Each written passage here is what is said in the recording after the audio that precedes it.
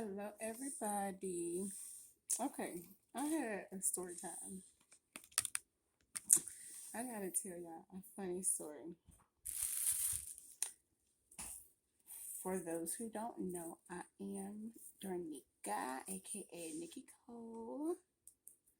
Today, I'm gonna be telling you a story and I'm making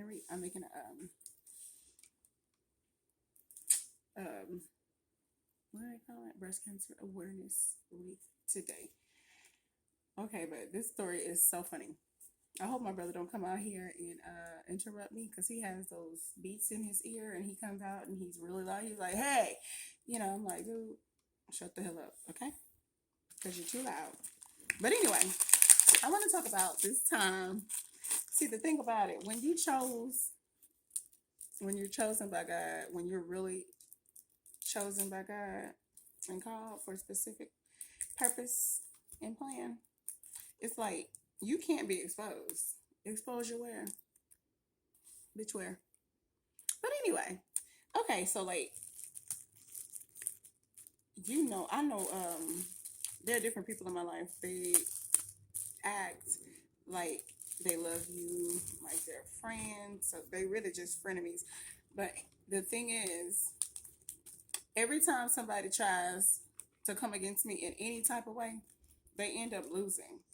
Losing their mind, losing their assets, losing their homes, jobs, cars, finances, whatever the case may be, especially if you're a chosen vessel and somebody is coming after you for no reason. They don't have a legitimate cause as to why they're doing what they're doing. They're gonna have hell to pay. And so in this situation, um, a young lady who was acting as if she was my friend, she went and called child protection on me. If you guys don't know me, I have four boys and one girl. And I think, as a single parent, I think I'm doing pretty good with them. They're not in the streets. My daughter isn't pregnant. They're not night walkers. They get along with each other. They try to get along with people. Like my boys are big, 12 and 13 years old, but they look, like real teenagers or whatever. They're just preteens, but they look like teenagers. Um, but the thing is, they're just mature. My kids are mature, and like I said, I think I'm doing pretty good with them. Anywho, the young lady, sometimes people, if you're not in agreement with them, they'll try and dominate you. If you have your own mind, if you have your own way of living, your own thought process, and you don't fully agree with everything that they're doing or everything that they say, they'll come against you. They'll completely turn their back on you. They'll spite you. They'll hate you. They'll backstab you and things of that nature. So this is what she decided to do. She decided to not just turn her back on me, but she decided to do the ultimate betrayal. And the ultimate betrayal is to have someone to call CPS, which is Child Protective Services, on you. And this is what she did. Why would you call Child Protective Services on someone who, first of all, protects their kids, who, first of all, loves their kids, who honors their kids, who takes complete care of their kids? Um, yeah, she did that. So she called the people on me, baby. And I never said anything about it to her. Um, the only thing I noticed is that after she did that, it's like her life just went to shambles. And I'm not saying that I had it all good at that time span, but the thing is, I was neutral. I was calm, cool, and collected. Nothing happened. God bless you. Anywho, I was okay. The thing is, the people, there's a process that takes place when the child protective services are called on you. The people come out from the state, the Office of Family Support in whichever state you live in, and they have documents for you to sign. They check your refrigerator for food to make sure that you're feeding your kids. They check your cabinets, and they check the cleanliness of your home, and then they also sit down and have a conversation with you.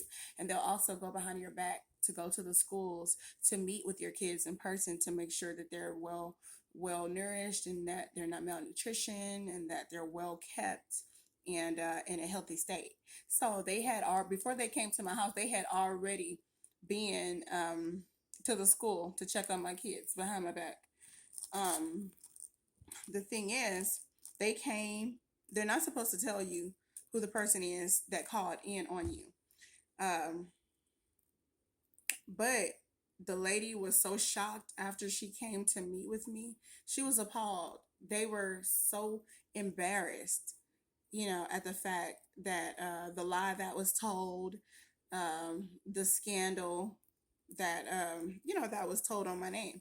So they were so embarrassed, and, God had turned that thing around so good that they started asking me if I needed anything. They started giving me resources. They started giving me services that I didn't know about, things of monetary value, just different things, blessing me around my home, just, things that, whatever, things that I had, and then things that I didn't have, and even things that I didn't even need.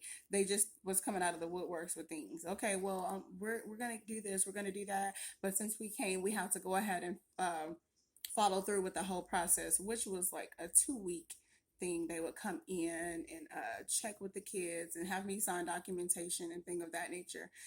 And so I followed through with it. I was completely okay with it because I knew that I didn't have anything to hide.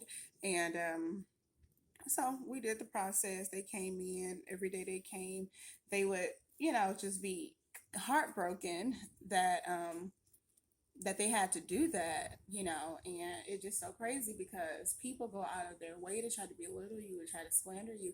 And the thing is, she was on drugs, and I was trying to help her and see her through her addiction. And sometimes drugs and alcoholism, it puts you in a mental state. Like, to each his own. Do what you want to do.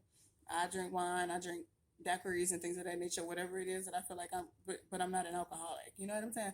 But the thing is, they when you're strung out on substances and you let them take a hold of you, of your mind and your character, you kind of go left. You kind of do things that don't make sense sometimes. And this was one of these things that didn't make sense because she went and called the people, took her precious time, and lied on me just for no reason. I think because I didn't agree with something that she had in mind. I didn't partake of something that she had in mind. I'm really not even sure what the situation was about. All I know is that the enemy seen an outlet, took my kindness as a weakness, and seen an opportunity to attack, and so they tried to attack. But the thing is, after she tried to attack me, her whole life turned around for the worse.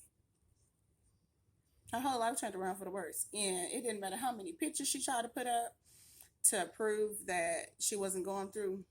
Everybody knew that she was going through. She was going through. And, the Lord blessed me with gifts. I knew that she was going through. And then the thing is, the lady, when she came to my house, my brother had spent the night over at my house, to be closer to work or something, and he left his shoes there. And and so she came in and she was asking me about a specific pair of shoes.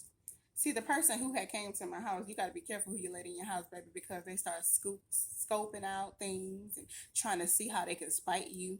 And so the shoes that she seen in the corner that belonged to my brother, he had left his tennis shoes there because he plays basketball after work. So he always carried like extra shoes and things with him, and he took his work boots to work, and he just said, okay, well, I'll maybe come back here later after work and get my shoes and just go straight to play basketball or go home or whatever the case may be. But anyway, she seen those shoes there, and she thought that that would be an opportunity for her to tell the the uh, the people that my kids were around a man who was unhealthy or a man who had an unhealthy mentality. And it was just an opportunity for her to she lied. She took the opportunity to try and degrade me or have me to look a certain way, but it backfired on her.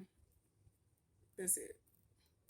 So, moral of the story is know who to let in, know who to trust, get your intuition from the Lord, trust your instincts, and don't just trust everybody, because this season people are doing whatever it is to get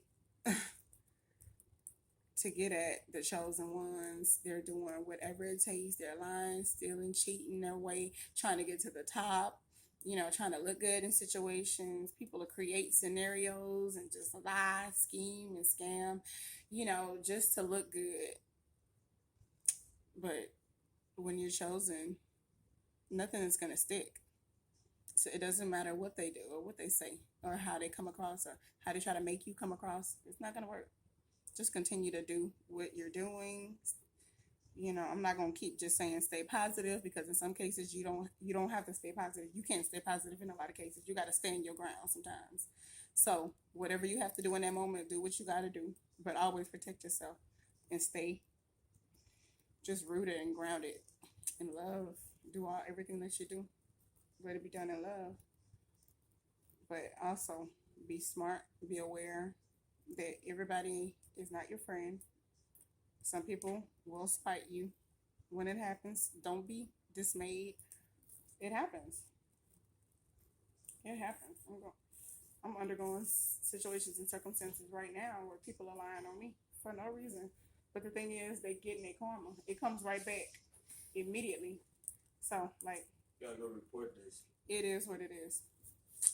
I told y'all he was gonna come out here saying something, so I'll holler back at you guys later. Peace. Oh well.